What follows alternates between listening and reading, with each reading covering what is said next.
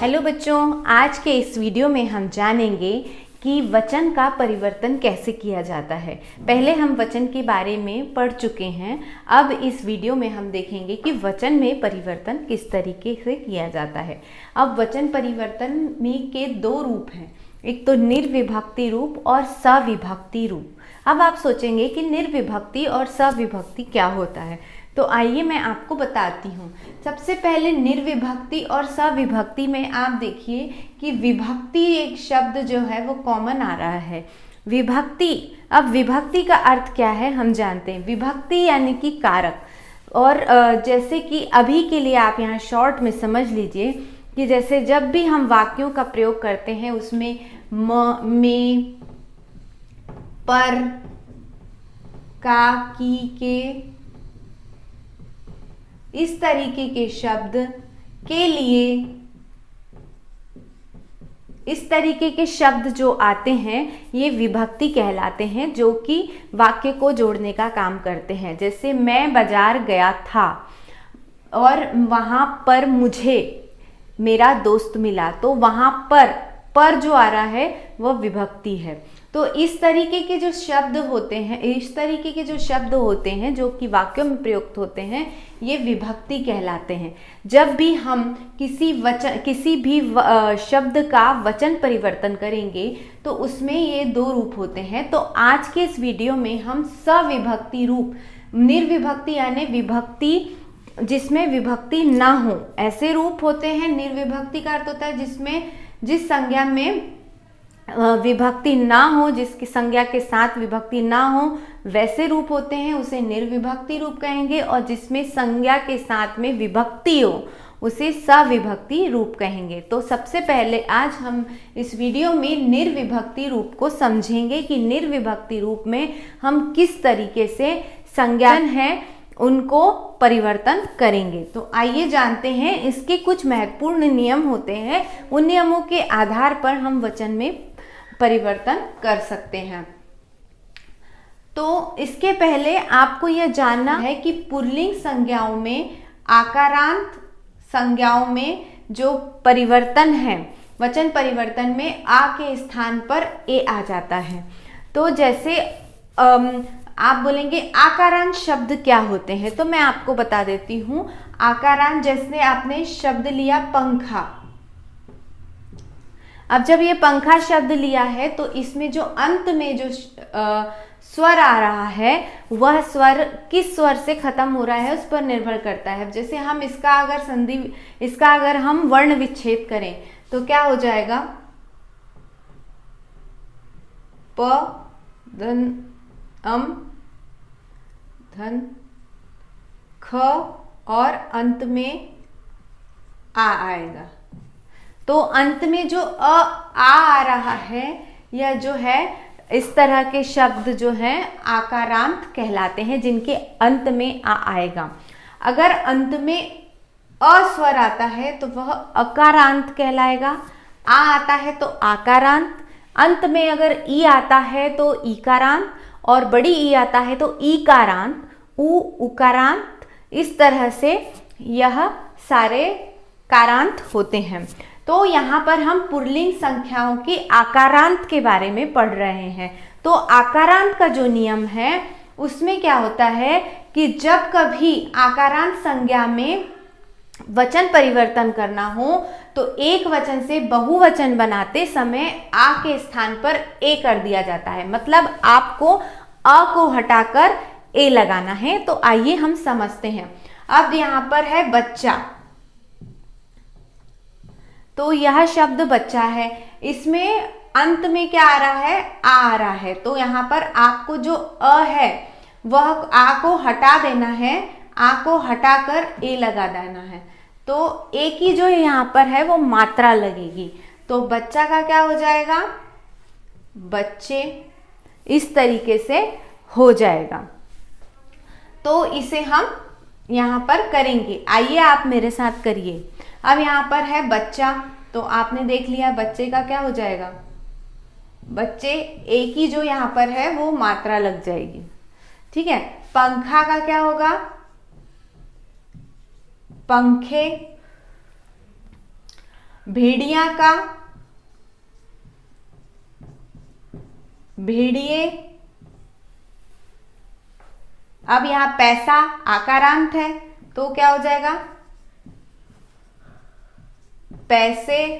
गमला का, गमले। बताइए क्या होगा जूते का, जूते का क्या होगा, जूते। इस तरह से पुल्लिंग संज्ञाओं में आकारांत में आ के स्थान पर ए लग जाता है। यह आपका पहला नियम हो गया।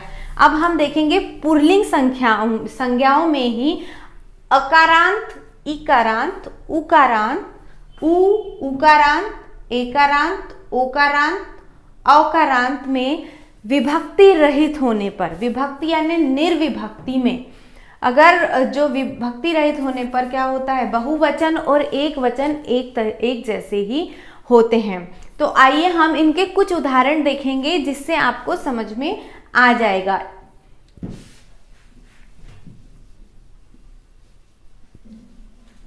अब यहाँ पर कुछ उदाहरण मैं आपके सामने रखती हूं। जैसे एक वचन है, बालक खेलता है। तो बालक खेलता है, आपने देखा। अब एक की बात हो रही, एक वचन की बात हो रही, बालक खेलता है। लेकिन जब आप इसका विभक्ति रहित बनाते हैं तो बालक खेलते हैं, बालक खेलते हैं। ऐसा तो नहीं बोलेंगे बालकों खेलते हैं, ऐसा हम नहीं बोलते। हम कैसे बोलते हैं, बालक खेलते हैं। मतलब ज्यादा बच्चों की बात हो रही है तब भी हम बालक ही बोल रहे हैं। यहाँ पर अकारांत होने की वजह से और अकारांत, इकारांत, उकारांत, एकारांत, ओकारांत, औकारांत सभी में विभक्ति रहित होने पर एक वचन और बहुवचन समान ही रहेंगे। आइए कुछ शब्द मैं यहाँ पर लिखती हूं। तालाब यहाँ पर अकारांत शब्द है, इसके अंत में सिर्फ अ आ रहा है ना। तो तालाब का तालाब ही होगा क्योंकि ये पुल्लिंग है और पुल्लिंग के अंत में अ आ रहा है और ये अकारांत है तो इसका तालाब का तालाब ही होगा। अब आप कहेंगे हमने तो तालाबो सुना है, तो इसका एक उदाहरण बताती हूँ, मैं आपको अच्छे से समझाती हूँ। तो जैसे तालाब में फूल खिले हैं, इसमें तालाब में फूल खिले हैं, तालाबों में फूल खिले हैं। लेकिन जब हम तालाबों में बोल रहे हैं तो सविभक्ति का प्रयोग कर रहे हैं, बगैर हम ये जो नियम पढ़ रहे हैं वो निर्विभक्ति के हैं।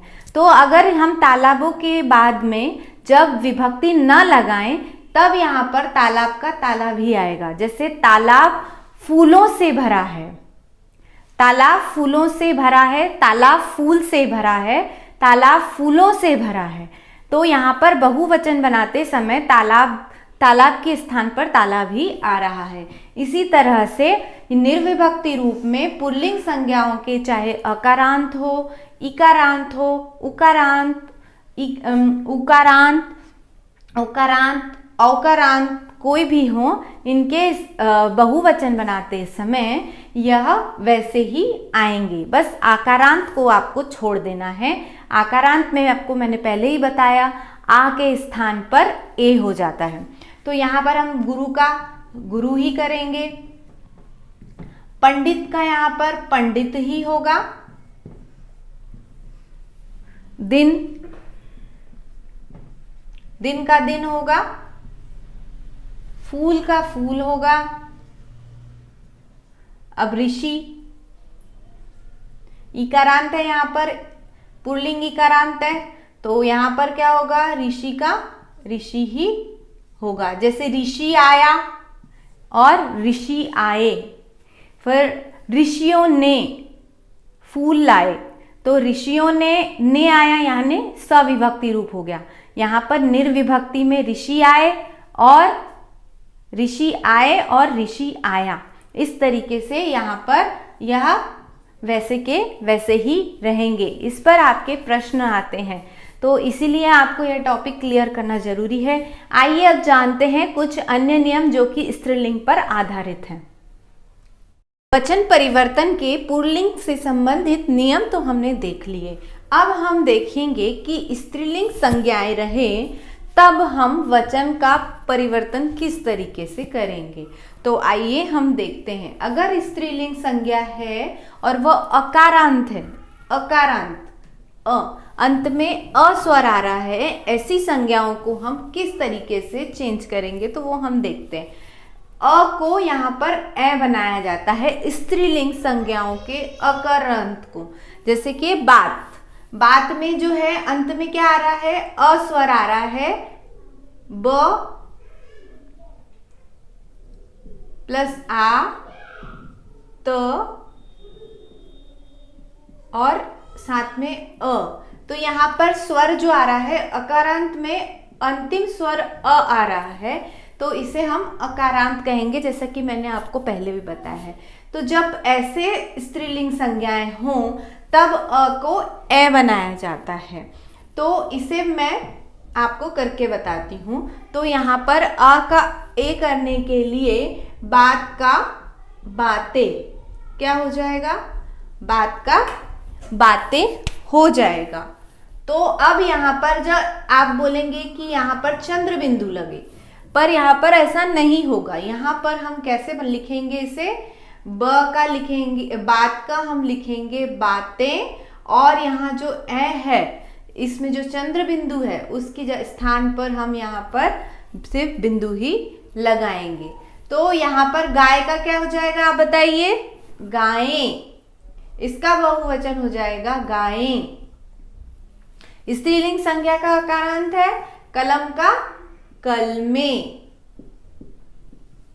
झील का क्या हो जाएगा आप बताइए, उधर से आप लोग भी बोलते जाइए मेरे साथ, झीलें। यहां नहर का नहरें। पुस्तक का क्या हो जाएगा, पुस्तकें।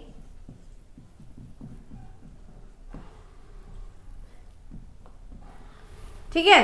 अब यही स्त्रीलिंग संज्ञा हो और साथ में आकारांत स्त्रीलिंग हो, आकारांत स्त्रीलिंग यानी अंत में आ रहा हो स्वर, उस समय आपको यहाँ पर भी ए लगाना है, पर एड हम यहाँ पर उसको जोड़ देंगे ए को आकारांत स्त्रीलिंग होने पर। तो लता का क्या हो जाएगा, लताएं। कथा का यहाँ चंद्र बिंदु लगाना बहुत ही जरूरी है, कथा का कथाएं। सभा का सभाएं।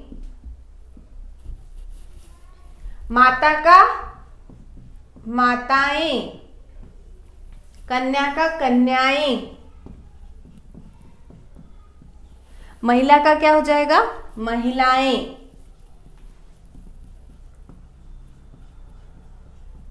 इस तरह से इनका बहुवचन बन जाएगा। अब जब स्त्रीलिंग संज्ञा हो और इकारांत स्त्रीलिंग हो, इकारांत और इकारांत दोनों आपको बता देती हूं मैं यहाँ पर।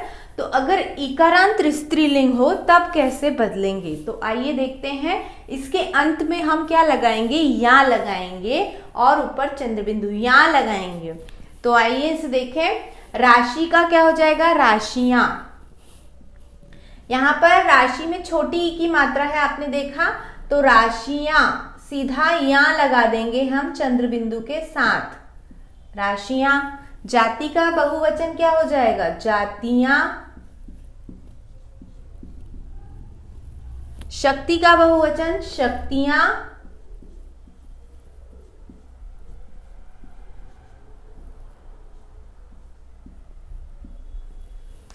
तिथि का तिथियां।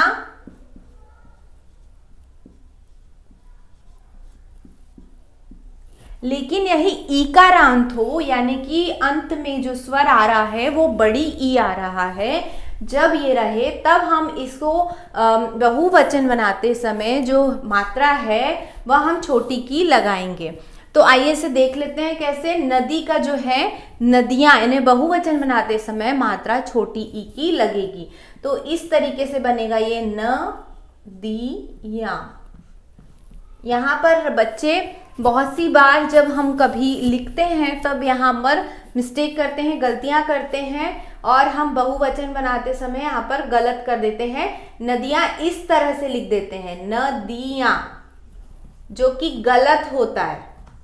तो आप बहुवचन बनाते समय कभी भी छोटी की मात्रा बनाएं स्त्रीलिंग संज्ञा के ईकारांत में।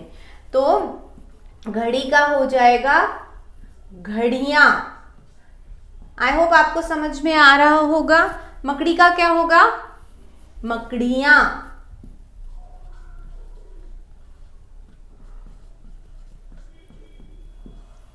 पत्ती का पत्तियां। नीति, यहां पर छोटी ई है, ईकारांत है, यहां पर ईकारांत में क्या हो जाएगा? नीतियां। नीतियां, वैसा की वैसा यहां लग जाएगा। और यहां पर तितलियां, तो तितलियां तितली, तितली का क्या हो जाएगा यहां पर? तितलियां।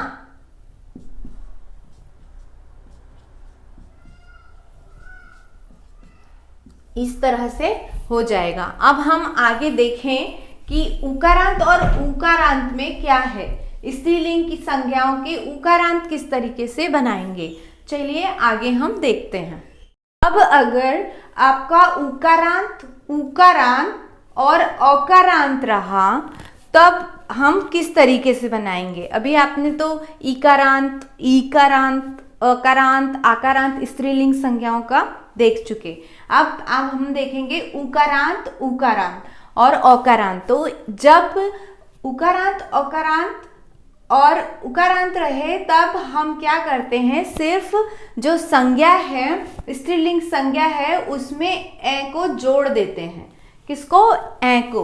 तो उसमें आपको कुछ भी नहीं करना, एकदम सरल है, उसमें ए को जोड़ना है। जैसे वधु है तो वधु का वधु ए, इस तरीके से। अब वस्तु का क्या हो जाएगा? आपको कुछ नहीं करना है, बस ए को जोड़ना है। तो यहां पर वस्तु का वस्तुएं, गौ का गौएं, धेनु का क्या हो जाएगा आप बताइए? धेनुएं। धातु का क्या हो जाएगा? धातुएं।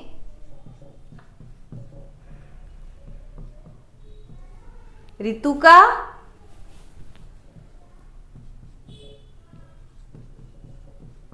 ऋतुएं। इस तरीके से बन जाएगा। तो इस तरीके से आपके निर्विभक्ति रूप के सभी वचन परिवर्तन संबंधी नियम मैं आपको इस वीडियो में समझा दिए हैं। अब सविभक्ति के जो नियम हैं वो आपको मैं अगले वीडियो में बताऊंगी। तो अगर आपको सविभक्ति के भी नियम अगर करना है, आपको समझना है, तो प्लीज़ कमेंट बॉक्स में लिखिए। और ये रहे आपके स्त्रीलिंग संज्ञाओं के और पुल्लिंग संज्ञाओं के जो निर्विभक्ति रूप में वचन परिवर्तन है, वह सब ये रहे, जो कि आई होप आप सभी को समझ में आ गए होंगे। अगर आपको वीडियो पसंद आया हो तो प्लीज़ लाइक करिए, शेयर करिए और अगर चैनल पसंद आया हो तो सब्सक्राइब करिए। धन्यवाद।